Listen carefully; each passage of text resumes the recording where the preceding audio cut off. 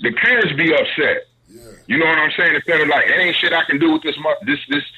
They grown. No, the parents be like, I didn't raise my kid right. Something wrong. I messed up somewhere. Yep. See what I'm saying? You see the difference? Exactly. We are conditioned.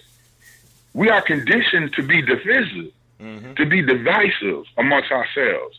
The whole thing, the first step is in healing is to rebuild our community. And when I mean our community with each other. How we fellowship with each other, how we navigate with each other, how we talk to each other and relate to each other. That's the first thing that we need to do in order to improve. And until we are ready to make the steps amongst each other in our community, will nothing ever get solved. Because the whole thing is, no matter our differences, we still a community. Of course.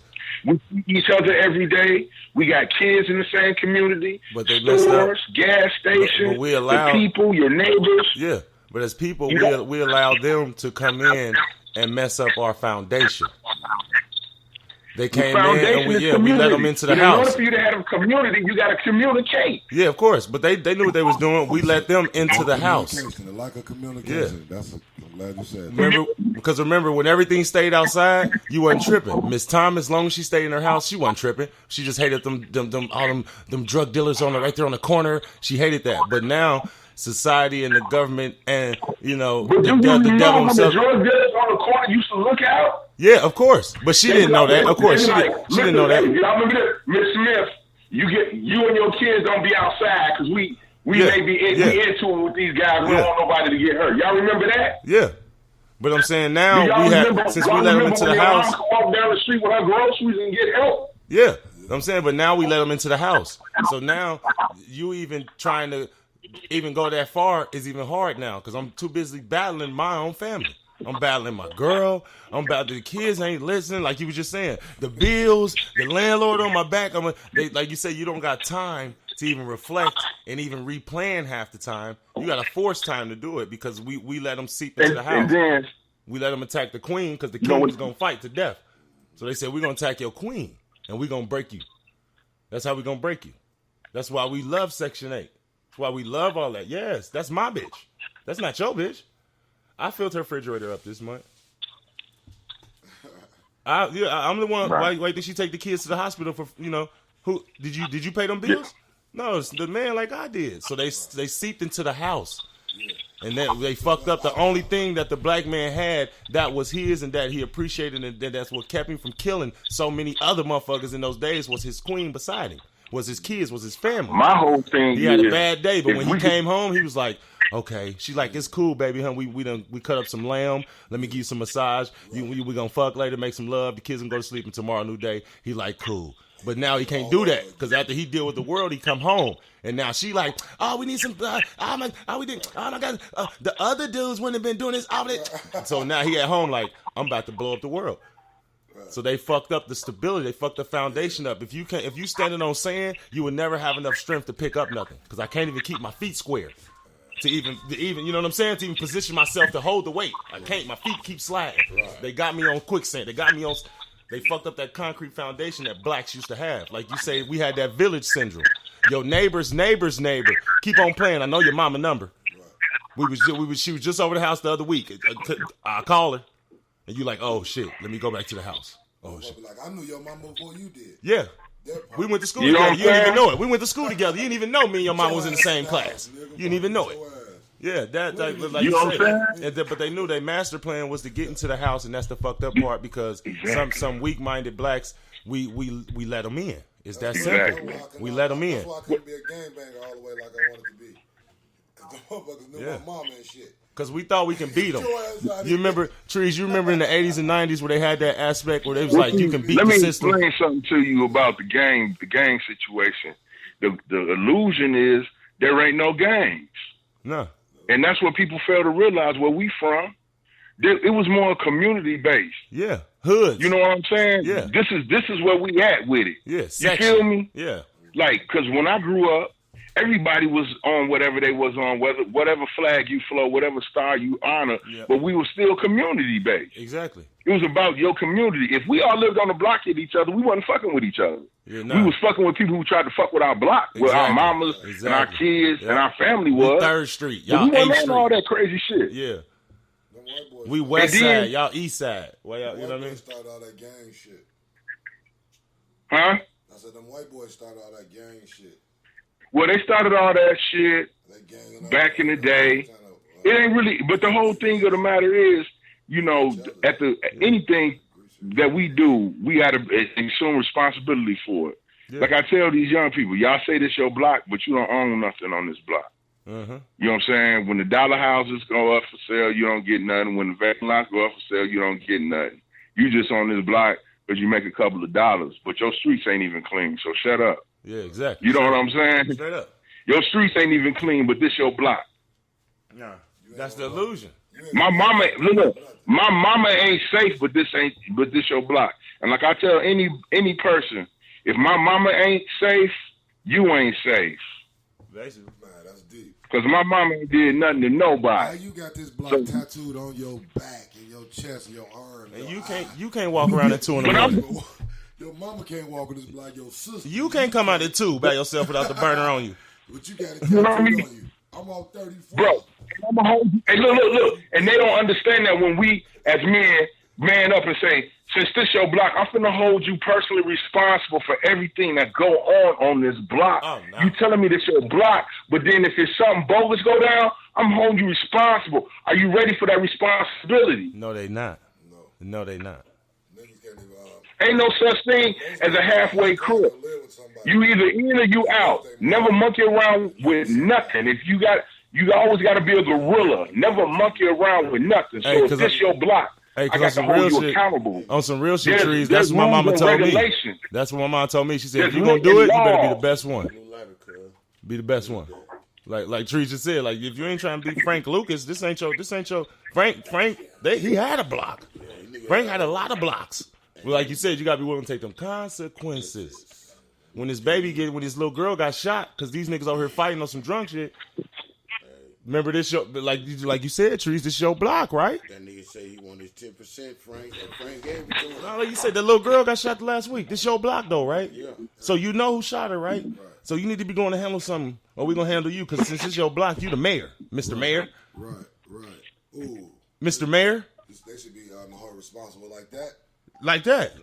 Like the Trees. Did you say when they say this is my block, this is my, like Don said, this tatted all on me, nigga. It's 3rd, nigga. This 3rd and Sycamore, nigga. We over here, nigga. It's 3rd Street, nigga. They got it all over their face, on their arms, everywhere. Okay.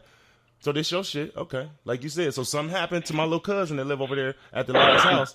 Like Trees said, something happened to my mama. She just moved in at the house at the end. Let something happen. And like you said, it's your block, right? Mr. Mayor, I got you. Let me explain something to y'all. You is exactly right. It is about land ownership. It always has been. Yeah. And my thing is, until you really own you sounded faded away. Is he loud in your headphones? Get back closer. Whatever. Can you hear? There you go. Can you hear me? Yeah, it was kind of low. Yeah, you all right now? Can y'all hear me? Yeah, you good. All right. You hear me now? Yeah.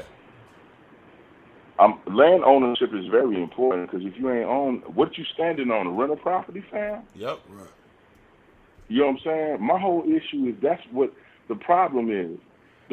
Until we are ready to assume responsibilities for ourselves, ain't nothing finna happen for us, y'all. Mm-hmm. We got to be responsible for ourselves. Mm-hmm. And truth be told, in order for us to be responsible for ourselves, some of us have to be uncomfortable for a little bit. You know what I'm talking about?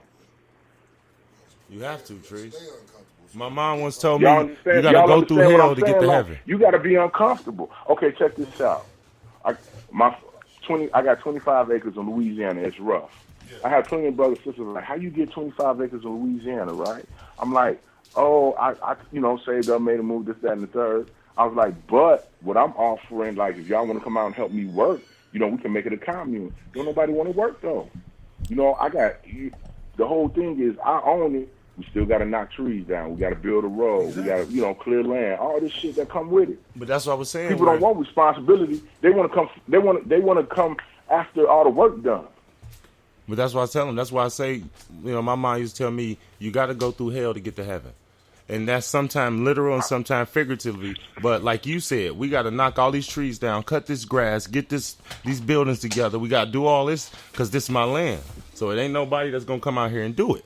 That's the weight that we hold for being owners, that we got to do it. Exactly. You know, you got to do all them push-ups to get that body. Yeah, you got to. You got to. So for people out there listening, listen to this man. This man telling y'all some real shit. We can't keep talking about this stuff if we're not going to assume responsibility. No, exactly. You know what I'm saying? Like, if you ain't ready to do the work, quit talking about Yeah, it. yeah. Because you just talking. Yeah. Because to get that fire check, you got to put in 80 hours. You got to put in 40, 38 at least a week. You got to, 36, you got to be on foot, you know? And people don't want to work. Like he said, they don't want to work to get that good check, but you just want the check. You just want to be Okay, y'all, check this out. Y'all know I do a lot of traveling. Yeah. Let me break something down for y'all. Brothers and sisters, like, how you doing so much traveling? I said, the particular airlines I mess with, you plan 21 days in advance, you can get sweet deals. Yeah. They like, really? Now, peep this, y'all. I went from Chicago to Dallas for $78, round trip. Damn. Now, peep this, y'all. I went from Dallas to San Diego for $111 round trip. Yeah. Now, do you know what I would have done with that money if I wasn't focused on the finish line, brothers and sisters? Yeah. Yeah. I would have probably went somewhere, got me some medicinal, and twisted that up and got bloomed back.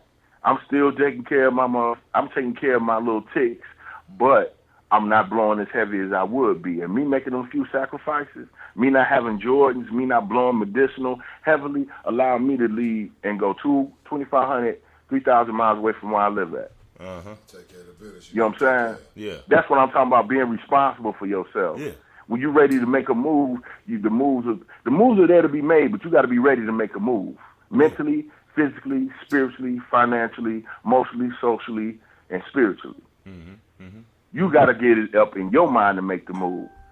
You know what I'm saying? Brothers and sisters, ain't no dress rehearsal. Right. We only got one life. Ain't no But I keep telling everybody is quit waiting. Everybody who focuses off, the same amount of money you put on them cars, them clothes, going out to clubs, hotels, and everything else, you can put into your future. But because truth be told, it takes effort to affect your life. It does. And although that's a true statement, a lot of people ain't built for action. Y'all already know that. Not severe. That's why it's only certain people go to the military. Only certain people become doctors. You know, everybody not built for this game, bro. This is, you know. Yeah. Everybody not lawyers. That's just a fact of life. You're only as strong as your weakest link. Exactly. And being blessed to be part of Right on Black, being blessed to be part of Right on Black M-Dub, Hungry Rap Radio, and everything else, we have all learned that we all have a position to play. Mm-hmm. We brothers from all different sides of the world, all different sets, all different parts of the United States, and we come together as one. Of course. And we got strong parts, so we know who to use for the strong parts. Yeah. And we got weak links, but some of our weak links even got strong parts. But so action is coming on the strong parts.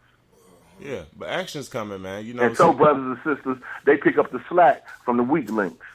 Yeah.